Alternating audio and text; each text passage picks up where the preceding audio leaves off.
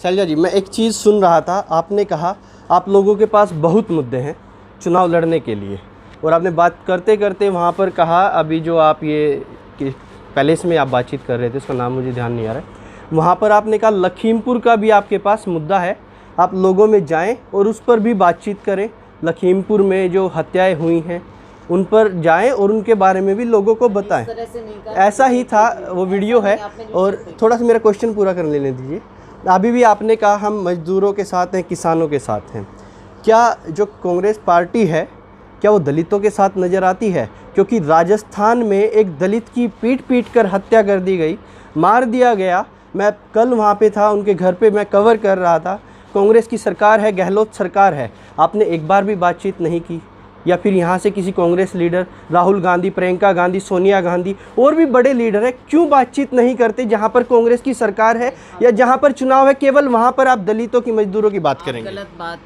गलत समझ रहे हैं इस बात को। मैं आपको याद दिलाना चाहूँगी कि चाहे मिर्चपुर कांड हुआ था या कांड जो भी हुए हमारी सरकार में हुए, उस समय भी सोनिया जी, राहुल जी आए थे वहाँ पर। तो ऐसी बात नहीं है कि हमारी सरकार हो हम ना बोलें।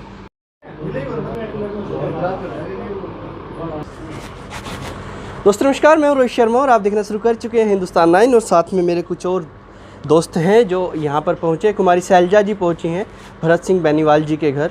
और अभी कांग्रेस का एक सम्मेलन भी हुआ था एलनाबाद उपचुनाव को लेकर, वहाँ पर मैं सुन रहा था शैलजा जी को। उनसे रिलेटेड एक दो क्वेश्चन भी रहेंगे। पहले अभी जान लेता हूँ, भरत सिंह जी के पास आप आए हैं, अभी इनसे भी मैं बात कर रहा था। इन्होंने बताया मेरा वोट कांग्रेस के साथ जाएगा, लेकिन बताया कि मेरा अपना वोट जाएगा, बाकी पे मेरी कोई ज़ोर ज़बरदस्ती नहीं है। क्या बातचीत मान गए हैं? क्या निष्कर्ष निकला है अभी की जो मीटिंग आपकी हुई? मैंने पहले भी कहा, जब ये मेरे साथ नहीं, वहाँ पर मैं अकेली आपसे बात कर रही थी मीडिया से, तब भी मैंने ये कहा और मैं अब भी इनके सामने भी कह रही हूँ कि निराशा हो सकती है और इनके मन में निराशा है, जो कि एक स्वाभाविक बात है। पर ये कोई नाराज़गी नहीं है इनको, क्योंकि ये कांग्रेस पार्टी के सिपाही थे, सिपाही हैं और सिपाही रहेंगे। इसलिए मैं इनकी कदर करती हूँ, इनका आदर करती हूँ और इसीलिए मैं इनके पास आई हूँ। बल्कि इनके घर में मैं तब भी गई थी जब मैं पहला चुनाव लड़ी 1988 में, तब ये वहाँ नहीं थे। घर में काफ़ी दिक्कतें थी, सिर्फ लेडीज़ थी, तो इसलिए ये इनको हम अपना साथी मानते हैं। और मुझे इनके पास आने में कोई झिझक नहीं है और इनको भी पार्टी के साथ खड़े होने में कोई झिझक नहीं है। ठीक है, कुछ बात होती है मन में, इन्होंने मेरे से बात की, हमने की, आपस में की, तो कोई ऐसी दिक्कत की बात नहीं है। इनकी पूरी आस्था, क्योंकि कांग्रेस में शुरू से रहे हैं, इनका परिवार रहा है, तो इनकी आस्था कांग्रेस पार्टी में है। आज का जो यहाँ पर आपने एक सम्मेलन किया, कार्यकर्ता बुलाए थे आज, किस तरह का जोश दिखा शैलजा जी? देखिएगा, इतना आसान नहीं है ये उपचुनाव, जितना लोगों को कई बार दिखता है। हम बाहर जाते हैं, गांव में बातचीत करते हैं, और जो आपके साइड में बैठे हैं, इनका बहुत अहम रोल मेरे को लगता है अब यहाँ पर। ये उस सम्मेलन में भी नहीं पहुँचे हैं। कितना आसान लगता है? कार्यकर्ताओं में किस तरह का जोश आपको दिखा आज? देखो, आसान मुश्किल की बात नहीं होती। कोई भी चुनाव होता है, हर चुनाव में अलग मुद्दे होते हैं, अलग चुनौतियाँ होती हैं। किसी भी चुनाव को बेशक आप कितने लाखों से भी जीत रहे हैं, उसको भी आप ये नहीं कह सकते। तो मुद्दे होते हैं। आज का मुद्दा है कि कौन किसके साथ खड़ा है। आज के दिन कांग्रेस पार्टी आम नागरिक के साथ खड़ी है, किसान मजदूर के साथ खड़ी है।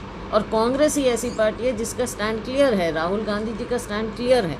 बाकी लोग राजनीति कर रहे हैं। भारतीय जनता पार्टी को आपने देखा किस तरह की इनकी राजनीति है, आज लोगों के बीच में नहीं घुस पा रहे हैं। 3 काले कानून इन्होंने दिए हैं, महंगाई कितनी ज़्यादा चल रही है, युवक बेरोज़गार हैं, तो इन्होंने दिया क्या है। और अगर हम लोकदल की बात करें तो लोकदल पहले यहाँ से चुने गए, फिर इस्तीफा दिया, फिर दोबारा से यहाँ उपचुनाव हुआ, अब फिर से उम्मीदवार हैं। क्या उसका क्या मतलब है, क्या मकसद है? क्या लोग समझ पाएंगे इस बात को? क्योंकि वो समझा नहीं पाएंगे। इसमें कोई इस तरह का बात नहीं है कि वो लोगों को बता सके कि क्यों उस समय इस्तीफा दिया। 3 काले कानून तब भी थे, आज भी।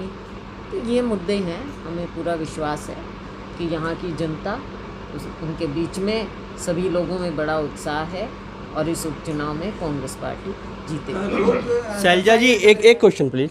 शैलजा जी, मैं एक चीज़ सुन रहा था, आपने कहा आप लोगों के पास बहुत मुद्दे हैं चुनाव लड़ने के लिए, और आपने बात करते करते वहाँ पर कहा, अभी जो आप ये कि पैलेस में आप बातचीत कर रहे थे, उसका नाम मुझे ध्यान नहीं आ रहा है, वहाँ पर आपने कहा लखीमपुर का भी आपके पास मुद्दा है, आप लोगों में जाएं और उस पर भी बातचीत करें। लखीमपुर में जो हत्याएं हुई हैं उन पर जाएं और उनके बारे में भी लोगों को बताएं। ऐसा ही था, वो वीडियो है। और थोड़ा सा मेरा क्वेश्चन पूरा कर लेने दीजिए। अभी भी आपने कहा हम मजदूरों के साथ हैं, किसानों के साथ हैं। क्या जो कांग्रेस पार्टी है क्या वो दलितों के साथ नज़र आती है? क्योंकि राजस्थान में एक दलित की पीट कर हत्या कर दी गई, मार दिया गया। मैं कल वहाँ पे था, उनके घर पे मैं कवर कर रहा था। कांग्रेस की सरकार है, गहलोत सरकार है, आपने एक बार भी बातचीत नहीं की? या फिर यहाँ से किसी कांग्रेस लीडर, राहुल गांधी, प्रियंका गांधी, सोनिया गांधी और भी बड़े लीडर हैं, क्यों बातचीत नहीं करते? जहाँ पर कांग्रेस की सरकार है या जहाँ पर चुनाव है, केवल वहाँ पर आप दलितों की, मजदूरों की बात करेंगे। गलत समझ रहे हैं इस बात को। मैं आपको याद दिलाना चाहूँगी कि चाहे मिर्चपुर कांड हुआ था या कांड जो भी हुए हमारी सरकार में हुए, उस समय भी सोनिया जी, राहुल जी आए थे वहाँ पर। तो ऐसी बात नहीं है कि हमारी सरकार हो हम ना बोलें, हम बोलते हैं, लेकिन फ़र्क है। फ़र्क इस बात का है, देखिए किसी की भी जान जाती है, दलित है जो सबसे नीचे है, उसके साथ कहीं कुछ होता है तो वो गलत है। चाहे किसी की भी सरकार हो या कोई भी गरीब आदमी है, जिसके साथ जो गलत इस तरह का होता है वो उसको कोई सही नहीं कह सकता। सरकार की बात नहीं है, लेकिन फ़र्क इस बात का है। लखीमपुर में क्या हुआ? लखीमपुर में ये हुआ कि देश का गृह मंत्री, ये मत भूलिए, देश के गृह मंत्री हैं जिनके हाथ में सारी ताकत, सारी पुलिस, सब कुछ होता है, उनकी अपनी सरकार है वहाँ। देश का गृह मंत्री इस्तीफा तक नहीं दे सकता, उनको बर्खास्त नहीं किया जाता। वो लोगों को उल्टा भड़काया है, उन्होंने उकसाया है, उनके बेटे का नाम आया है, प्रेशर में आकर FIR हुई है, लेकिन उसके बाद भी कितने दिन निकले हैं एक्शन होने में? बहुत फ़र्क है, इस बात को आप समझिए। ये तो रक्षक भक्षक है, इसमें आप फ़र्क देखना पड़ेगा आपको। आज तक उनके मंत्री ने इस्तीफा नहीं दिया, मोदी जी ने एक बार भी मुंह नहीं खोला है। आप पूछिए मोदी जी को, हम तो खोल रहे हैं। मैं तो कह रही हूँ गलत हुआ है, जो गलत होता है सख्त से सख्त कार्रवाई होनी चाहिए, कहीं भी हो। मैं तो कह रही हूँ मोदी जी बोले।